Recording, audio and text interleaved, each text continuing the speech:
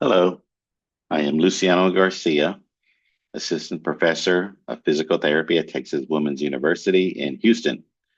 This project is entitled The Effect of Blood Flow Restriction on Dominant Upper Extremity Electromyography During the Upper Quarter Y Balance Test. And I want to thank Stephen Wynn, Zachary Skelton, Lance Tenorio, and Lut Vo for help on this project. So, introduction, blood flow restriction training. It's been around for several years now, been highly studied, and it's a way to make muscles adapt to oxygen deprivation through the use of a tourniquet.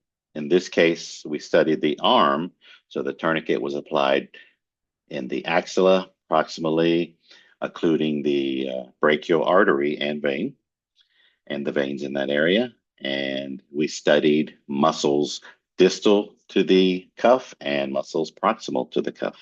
So we want a purpose was to better understand the effects blood flow restriction had in this closed chained environment while performing the upper quarter Y balance test, which is performed with three different directions: medial, superior lateral, and superior and the inferior lateral.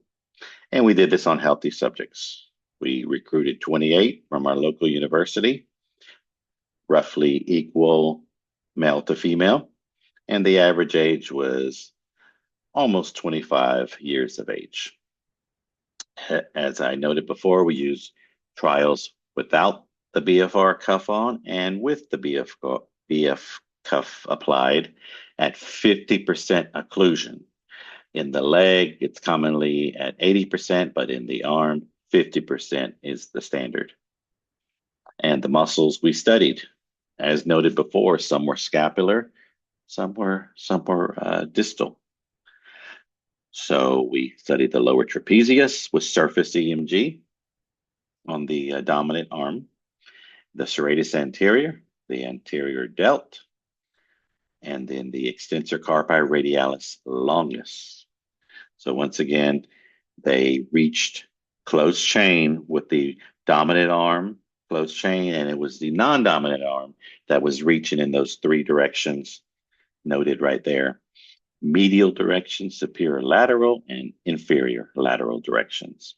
Repeated measure design.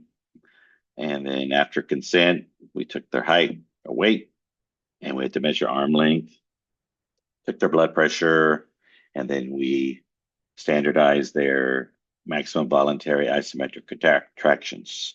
They performed three of each of these different directions.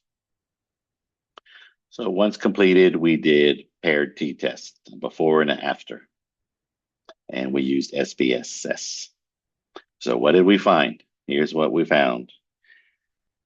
Let's go by directions. In the medial direction, the lower trapezius reached significance, as well as the serratus anterior, as well as the anterior delt. So three muscles reached statistical significance with increased activation with BFR.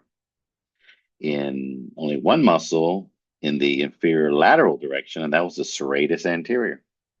And then only one muscle in the in the inferior lateral, that was the serratus anterior, and then only one muscle in the superior lateral, and that was the anterior delt. In discussion, I surmise that with the medial direction, think of this, they're in a closed chain. One arm is stable, the other one is reaching directly horizontally outward. That was one reason why the blood flow restriction increased serratus anterior and the lower trapezius, because these are scapular muscles and they have to stabilize more. And then how does this improve clinically? So not just with the upper quarter Y balance test, but any type of closed chain activity, if you incorporate blood flow restriction, it'll increase scapular activation, especially when you're reaching in diagonal directions. And that will improve scapular stability and future research. We're going to look at painful population. We're going to look at how it looks on the non-dominant upper extremity, and we're going to see if there's any differences with gender. These findings will help uh, uh, determine if the subject is ready to return to sport and hopefully avoid re-injury. Great. Thank you.